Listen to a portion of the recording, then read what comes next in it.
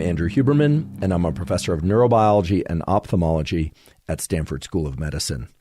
This podcast is separate from my teaching and research roles at Stanford. It is, however, part of my desire and effort to bring you zero-cost-to-consumer information about science and science-related tools to the general public.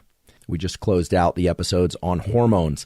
Now we are going to talk about how to optimize physical performance and skill learning.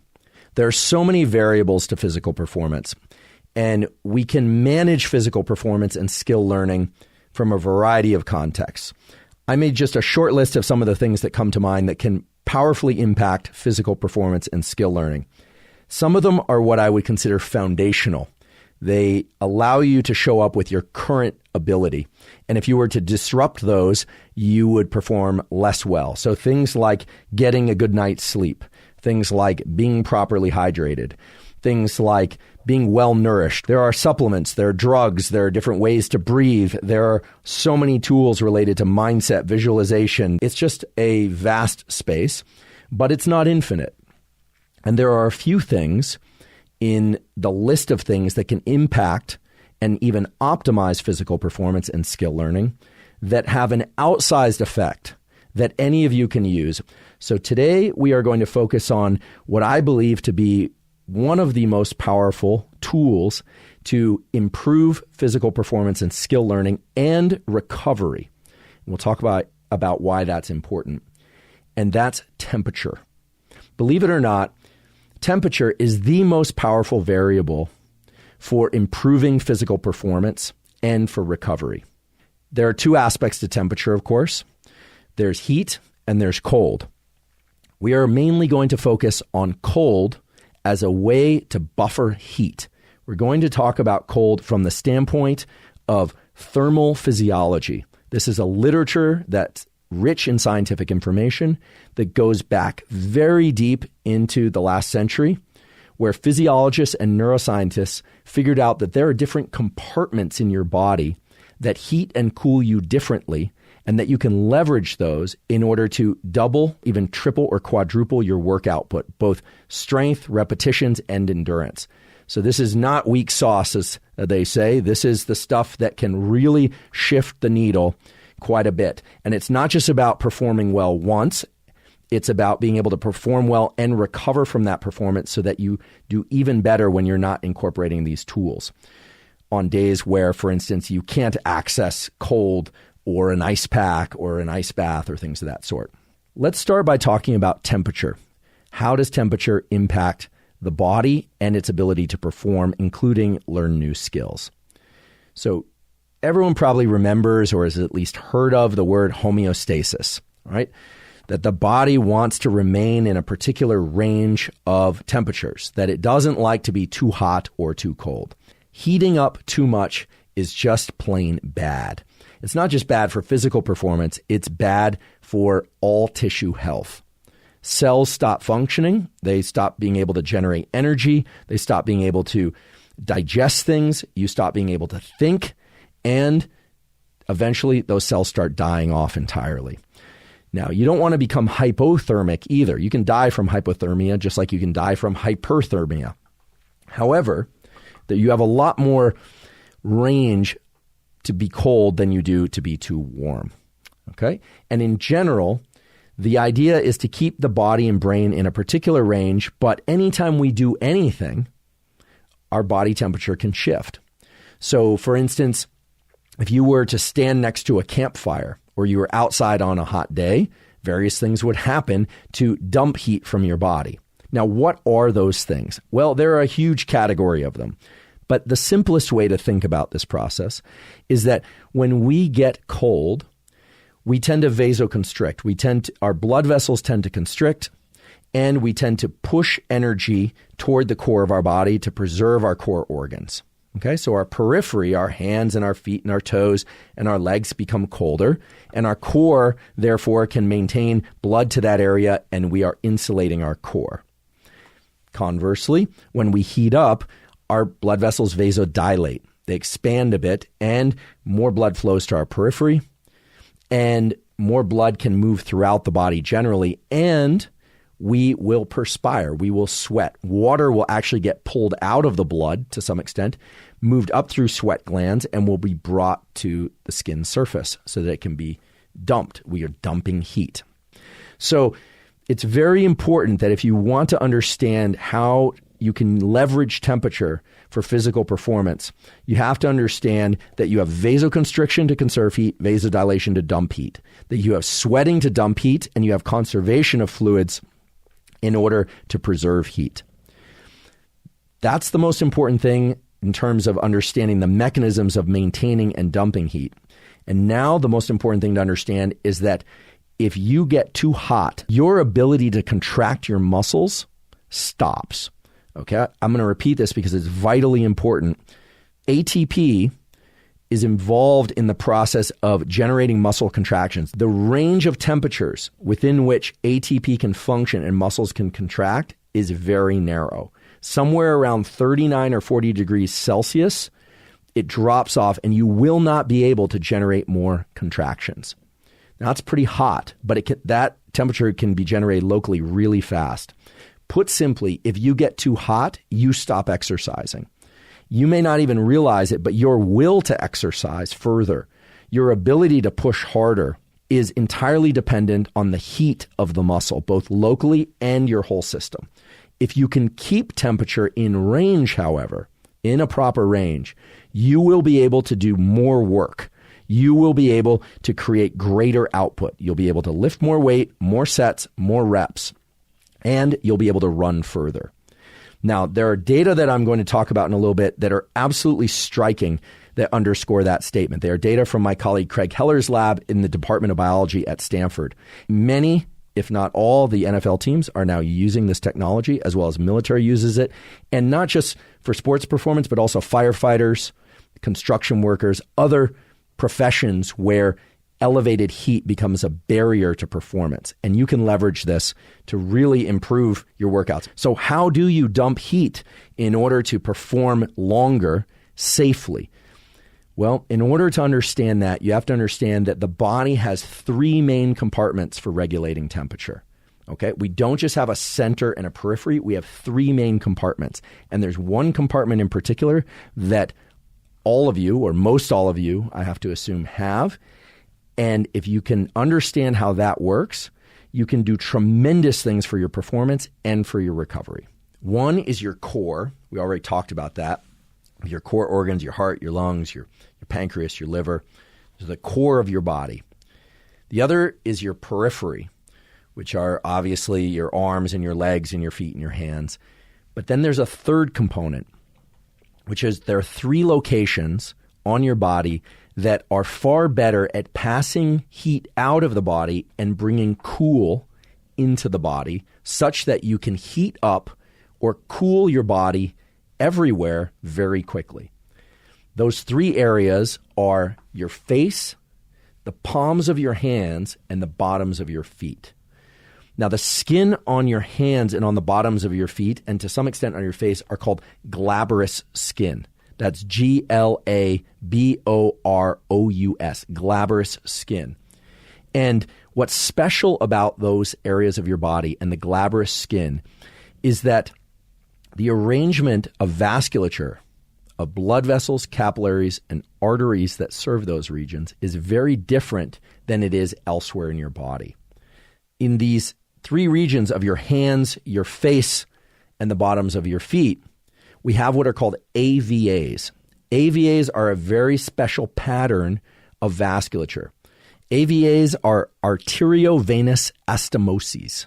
ARTERIO, arteriovenous, VENOUS, arteriovenous anastomoses, ANASTOMOSES, arteriovenous astomoses. Okay, you want to know about arteriovenous astomoses. Trust me. AVAs are direct connections between the small arteries and the small veins. They bypass the capillaries to some extent. They are little short vessel segments. They have a big, large inner diameter, and they have this very thick muscular wall.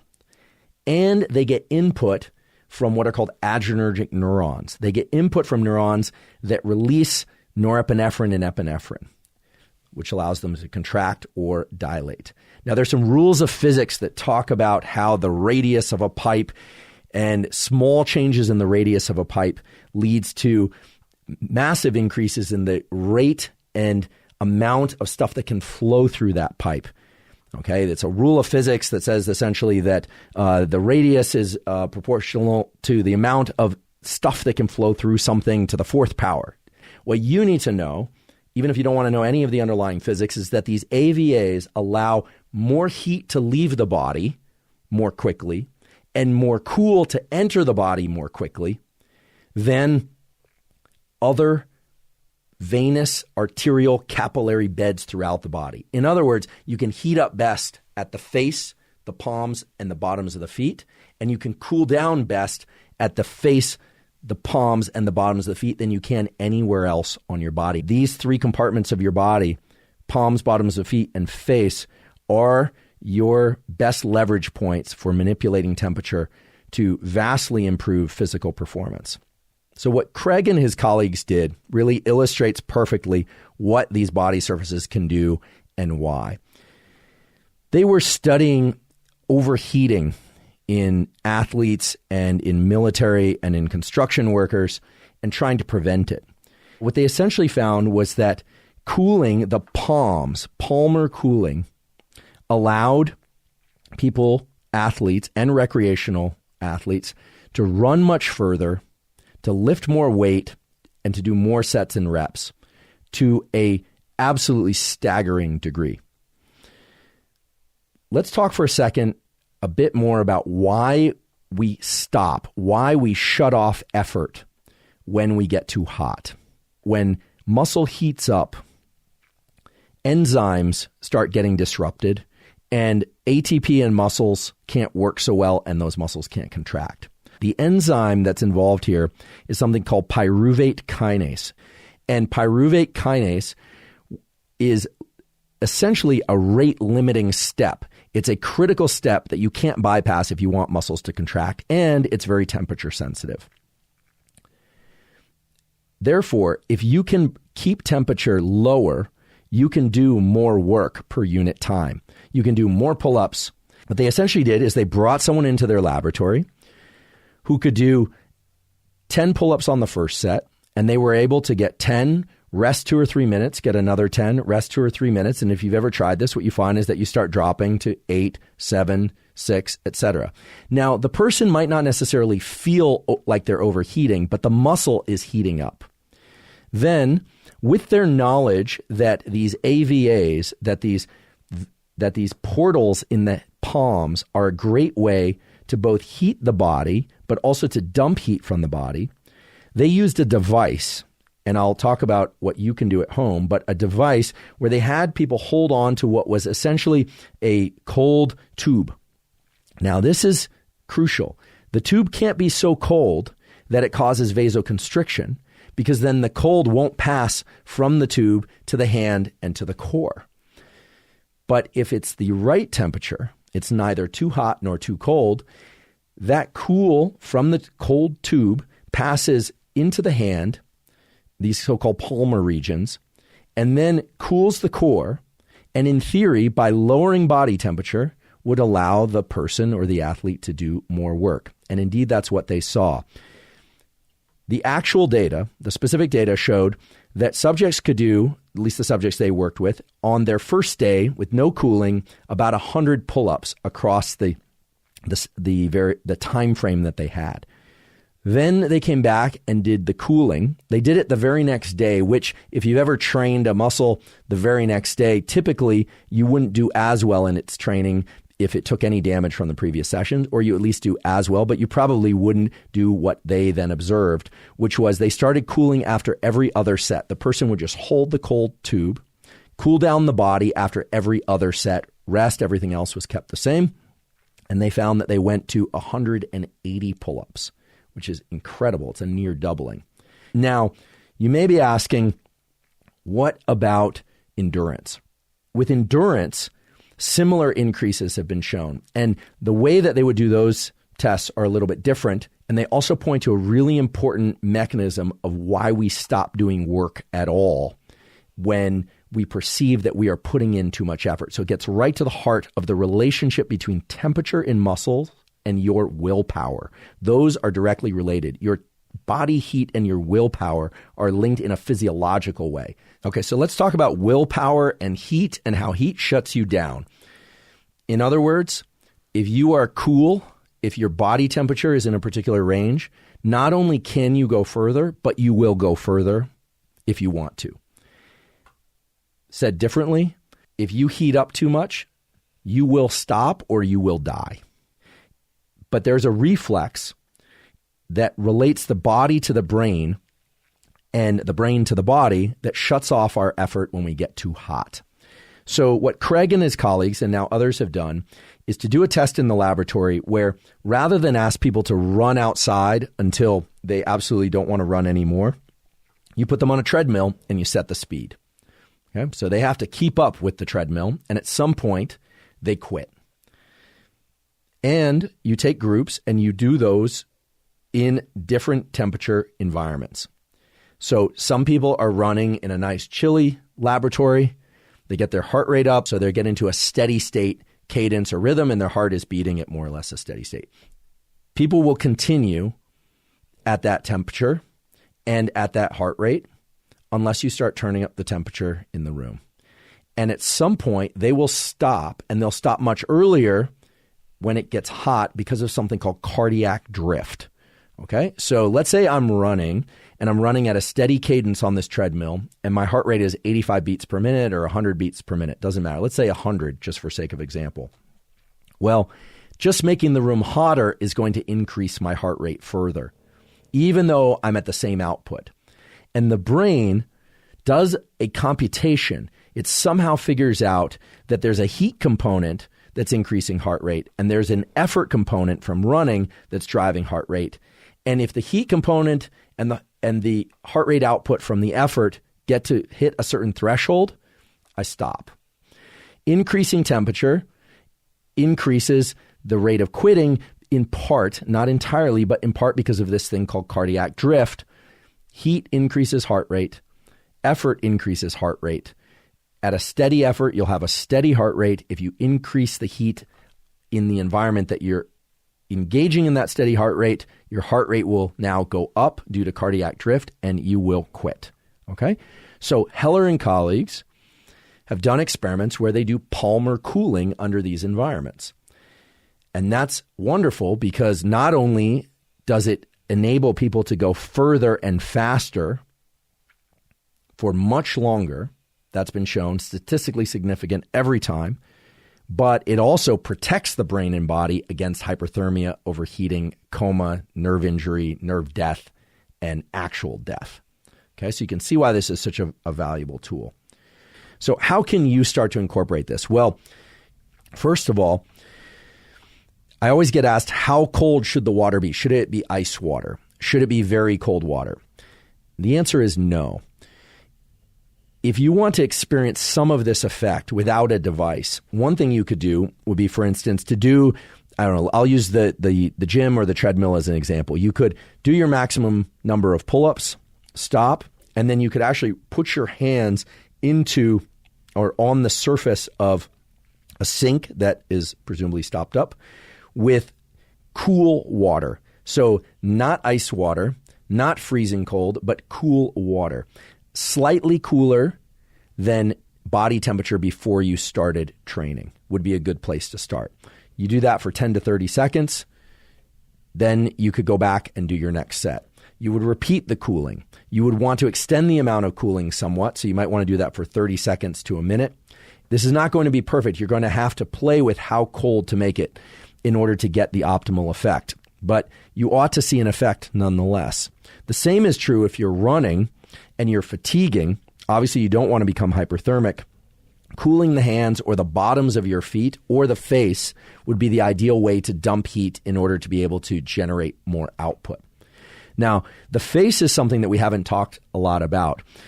Everything I've told you up until now also says that if you are somebody who tends to get cold when you are outside, say in the winter or even in the fall, you tend to run cold, warming your face is going to be the most important thing that you can do. Now you understand the principle and the locations at which to deliver heat and cold.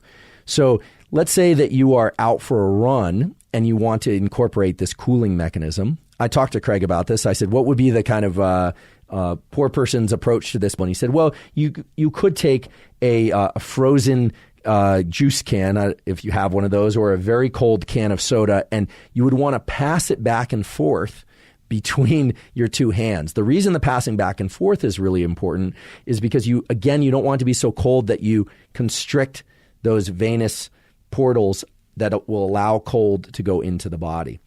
Now, there are certainly people that are working on bike handles and that can actually cool the hands. Here's what you don't want to do. You don't want to cool the core if you want to cool the body, right? If it's a very hot day and you're going to train, getting into an ice bath first, sure, it will cool you down, but that's not going to be as effective as cooling the palms, the bottoms of the feet, and the face.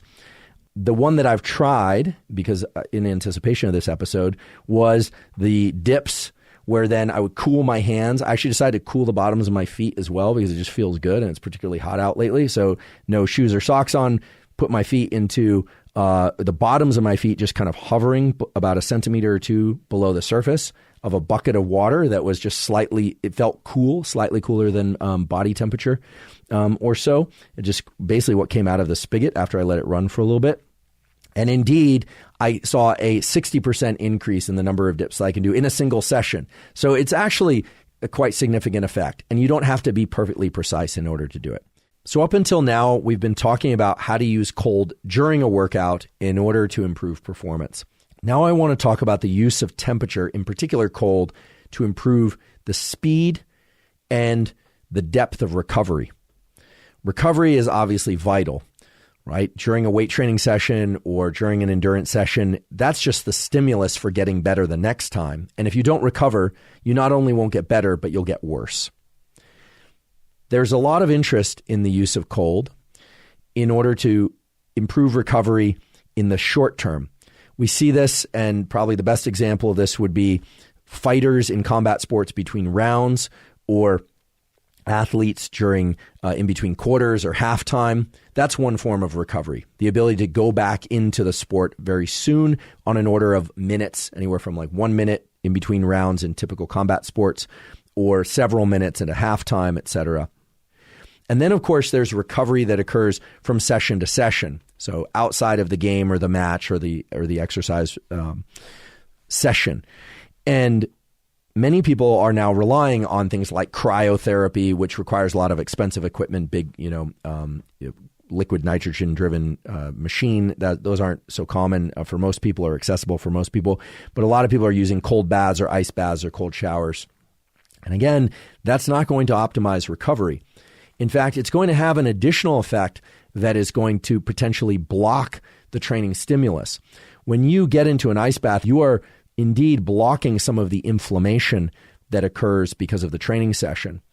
But in doing so, you also are blocking pathways such as mTOR, mammalian target of rapamycin, which are involved in the adaptation for a muscle to become stronger or bigger. Put simply, covering the body in cold or immersing the body in cold after training can short circuit or prevent the hypertrophy or muscle growth response. It has other effects that can be positive, right? It can induce thermogenesis, etc. It can reduce inflammation, but it can prevent some of the positive effects of exercise. Now, it hasn't been examined so much for endurance work, but let's say you come back from a round of endurance work, a run or a bike or a swim, getting into a cool bath or cooling the palms, the bottoms of the feet, or the face, in my opinion, based on the science, would be better than completely immersing the body in the ice bath. If you can cool the body back to its resting temperature, by resting temperature, I mean within the range that you would see at any time of waking day, but not in exercise. If you can do that, the sooner you can do that after a workout, the sooner that the muscle will recover, that the tendons will recover, and that the person, you, can get back into more endurance training, more weight training, etc. So cold actually can be a very powerful tool for recovery, But to maximize return to baseline levels of temperature, just simply cooling the entire body by jumping into an ice bath or a cold shower is not the best way to go. You really want to rely on one of these three glabrous skin portals of the palms, the bottoms of the feet, or the face. One of the more commonly used compounds that's sold over the counter are non-steroid anti-inflammatories. So things like Tylenol and Advil and other trade names, and naproxen sodium, things of that sort. Almost all of those drop body temperature to some extent. And that's why it's often recommended that people take them when they have a fever. Now, a number of athletes, especially endurance athletes, will rely on these non-steroid anti-inflammatory drugs specifically to keep body temperature lower during long bouts of exertion. This is a little bit of a pharmacologic version of dumping heat instead of using Palmer cooling or face ice pack cooling. They're relying on pharmacology to drop their core body temperature.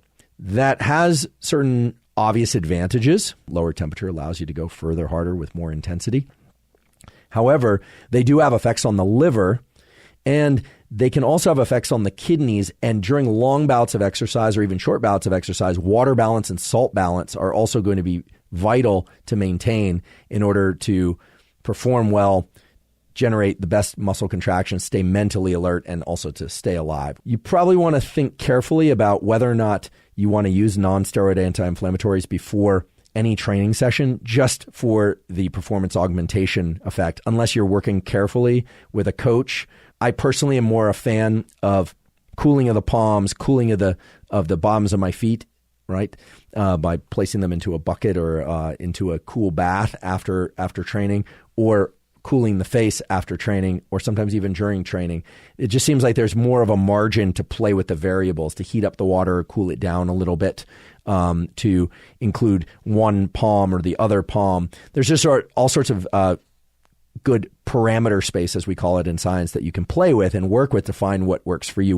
Whereas when you pop a pill, sure, you can adjust the dose and you can adjust it next time, but once it's in you, and there's going to be some period of time before you can modulate it. So it doesn't give you a lot of opportunity to play scientist, which is what I like to do, because what I'm always trying to do is trying to dial in the best protocols possible based on the mechanisms and data. And if you can do that moment to moment, that places you in a position of power. Once again, we've covered a lot of material. By now, after seeing this episode or listening to this episode, you should understand a lot about how your body heats and cools itself and the value of that for physical performance. I hope you'll also appreciate that you have tools at your disposal to vastly improve your physical performance. I've given you specific protocols and some direction, but I've also left it slightly vague because, as I mentioned earlier, I don't know all the environmental conditions. I don't know how hot your yoga studio is or how cool your gym happens to be or your body temperature or time of day. Remember, your temperature will vary according to time of day. Going forward, we're going to talk more about temperature and other ways to improve physical performance and skill learning. We're going to talk about specific ways to accelerate fat loss, to improve muscle growth, to improve suppleness and flexibility. These approaches and mechanisms are anchored deeply in neuroscience and physiology and the relationship between our peripheral organs, which include our skin, and our brain, and all the organs in between. And last but not least, I want to thank you for your time and attention. I realize this is a lot of information. I hope you'll find some of it to be actionable and useful for you and for people that you know. And as always,